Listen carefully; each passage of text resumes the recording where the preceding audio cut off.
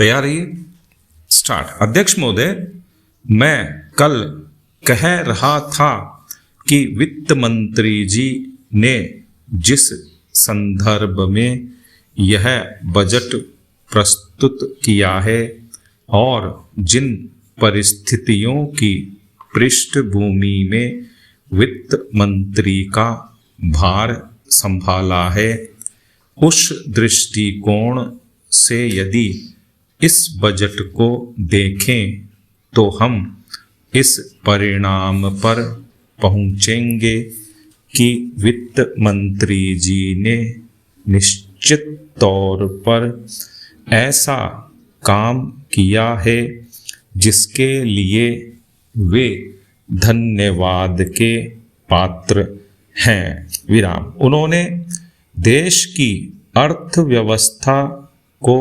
सुधारने के भार को लेकर उसमें सफलता प्राप्त करके देश की बिगड़ती हुई आर्थिक दशा को सुधारा।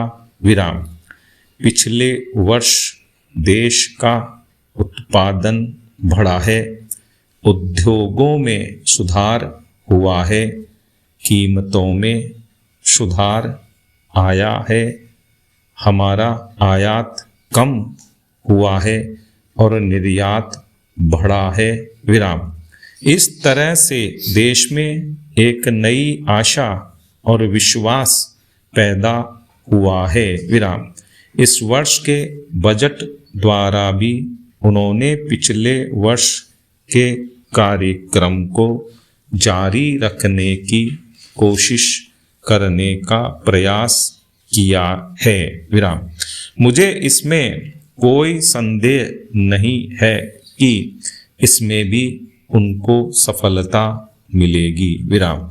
उन्होंने देश के आयात निर्यात के बारे में जो कदम उठाए हैं उनसे निश्चय ही हमारे विदेशी व्यापार का संतुलन सुधरेगा, यह निश्चय के साथ कहा जा सकता है। विराम। मैं वित्त मंत्री के लक्ष्यों व कर नीति का आम तौर पर स्वागत करता हूँ। विराम। यद्यपि मैं मानता हूँ कि इस कर व्यवस्था के द्वारा मध्य वर्ग पर बोझा पड़ेगा। विराम। परंतु इस देश में हमें पंचवर्षीय योजनाओं को जारी रखना है, इसलिए उस संदर्भ में हमें आर्थिक साधन जुटाने पड़ेंगे और ऐसी दशा में जो लोग इस देश में ऐसी स्थिति में हैं जो कष्ट उठाकर के भी कुछ दे सकते हैं, उनको देश के लिए देना ही पड़ेगा। विराम। पैरा। इसलिए वित्त मंत्री जी के इन कदमों का भी मैं स्वागत करता हूँ, परंतु साथ ही साथ में मैं नम्रता पूर्वक यह अवश्य कहना चाहता हूँ कि वित्त मंत्री महोदय ने किसानों पर जो भी नए कर लगाए हैं उनके ऊपर वे फिर सोचें। विराम।